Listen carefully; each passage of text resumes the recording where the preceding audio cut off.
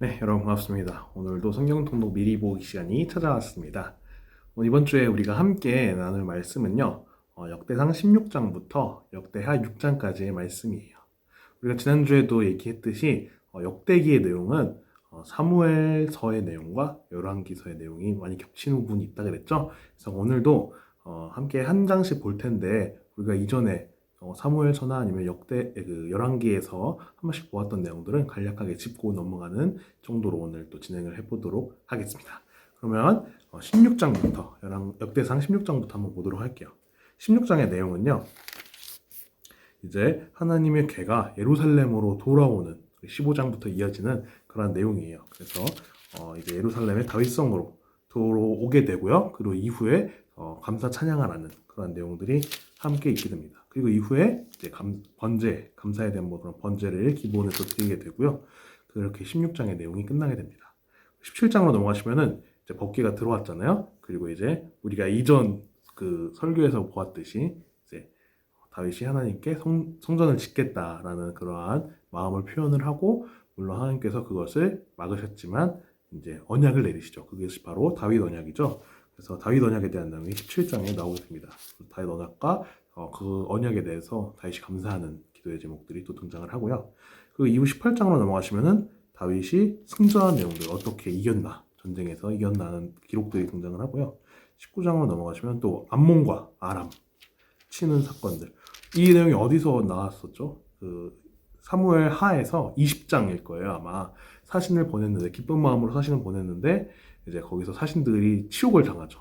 치욕을 당해서 그것에 다윗이 분노해서 오히려 그 나라를 멸망시켜버리는 그런 내용들이 등장을 합니다.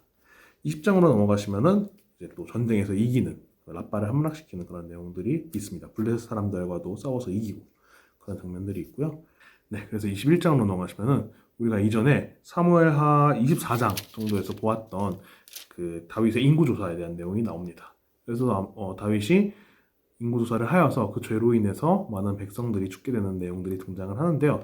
여기서 다른 것이 뭐가 있냐면요, 사무엘서에서는 여호와께서 다윗을 격동시키사 이렇게 등장을 해요. 근데 여기서는 역대기에서는 사탄이 다윗을 충동하여서, 그러니까 어떻게 됐든 이제 다윗이 다른 것에 의해서 충동이 되어서 인구조사를 하게 되었다고 이제 알 수 있을 것 같아요.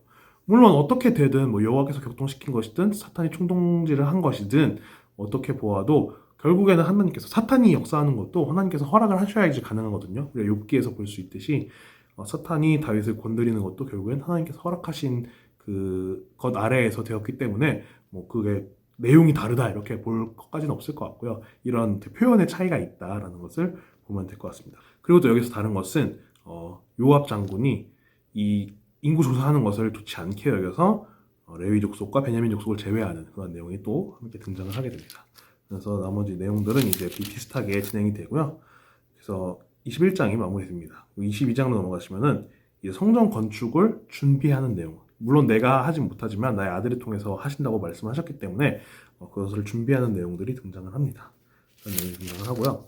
23장으로 넘어가시면은 이제 다윗이 솔로몬에게 왕위를 이양해주는 모습, 기름을 부어주는 모습들이 이제 등장을 합니다. 그러면서 이후에 레위 사람들이 어떤 일을 해야 될지 그 일들에 대해서 또 등장을 하게 됩니다.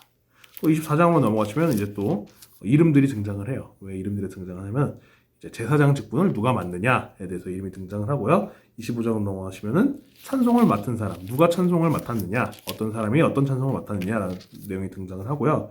26장으로 넘어가시면 또 성전 문지기, 또 곡간, 누가 맡게 되었느냐 이런 내용들이 또 계속 쭉 나옵니다. 그리고 27장으로 또 넘어가시면은 이제 재산을 맡은 자, 섬기는 사람들이 또 누가 있느냐, 이렇게 계속 이름들이 등장을 하게 됩니다. 그래서 이름들이 등장을 하면서 27장이 마무리되고요. 그리고 28장으로 넘어가시면은 다윗이 솔로몬에게 성전 건축을 이제 어떻게 해야 할지 지시를 하게 됩니다. 그러면서 그 내용들이 등장을 하게 되고요. 그리고 29장으로 넘어가시면은 성전 건축에 어떤 예물들이 이제 쓰이게 될지, 그리고 다윗이 성전 건축을 할 수 있게 함에 이제 감사하는 내용들이 등장을 하게 됩니다. 그러면서 이제 다윗이 어떤 행적을 이제 했는지 이런 내용들이 나오면서 29장까지 역대상의 내용들이 다 마무리가 됩니다. 우리 이제 역대하로 넘어갈 텐데요. 이제 쉽게 내용상으로 역대상과 역대하가 뭐가 다를까 이제 살펴보시려면요. 역대상의 내용들은 우리가 봤을 때 사무엘서 있잖아요. 사무엘 상하가 이제 보통 사울과 다윗의 이야기인데 그 내용이 이제 역대상에 있다고 생각하시면 좋을 것 같고요. 그 이후에 열왕기 내용 있잖아요. 이제 솔로몬부터 해서 북이스라엘과 남유다의 여러 왕의 이야기들이 이제 역대하에 등장한다고 보시면 될 것 같아요. 그래서 우리가 역대하로 넘어가면은 당연히 또 열왕기의 내용들이 비슷하게 이어지겠죠. 그래서 역대하 1장을 보시면은 바로 이제 열왕기상 3장에 나왔던 다윗이 지혜를 구하는 솔로몬이 지혜를 구하는 내용이 이제 또 등장을 하게 됩니다. 그래서 지혜를 구하고 하나님께서 지혜뿐만 아니라 뭐 많은 것들을 주시는 그런 내용이 등장을 하고요. 2장으로 넘어가시면은 이제 열왕기서 이제 5장에 등장하는 그 성전을 이제 지을 목재를 구하는 내용들 나오게 됩니다. 여기서 또 다른 것은 아마 열왕기에서는 두로왕 히람이라고 나와 있었을 거예요. 근데 여기서는 두로왕 후람이라고 약간 그 이름의 표기에 차이가 있는 것을 우리가 확인할 수 있습니다. 그 등장을 하고요. 3장으로 넘어가시면은 이제 성전 착공을 시작하는 내용 등장을 하고 4장으로 넘어가시면은 성전 내부에 어떤 물건들이 있었는지 이제 물두멍도 있고 뭐 여러 가지 어떤 것들이 있었는지를 확인할 수 있습니다. 그리고 5장으로 넘어가시면은 이제 성전이 다 완성이 되고 하나님께 드리는 봉헌식까지 진행을 합니다. 그러면서 이제 언약궤도 성전으로 옮기고 또 그 가운데 구름으로 임하시는 하나님의 임재하심을 또 확인할 수 있습니다.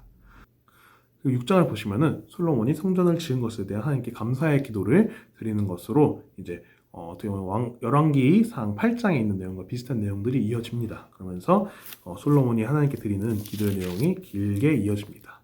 네, 그래서 이번 주에는 6장까지 해서 역대상과 역대하의 내용들을 함께 보게 될 것 같아요.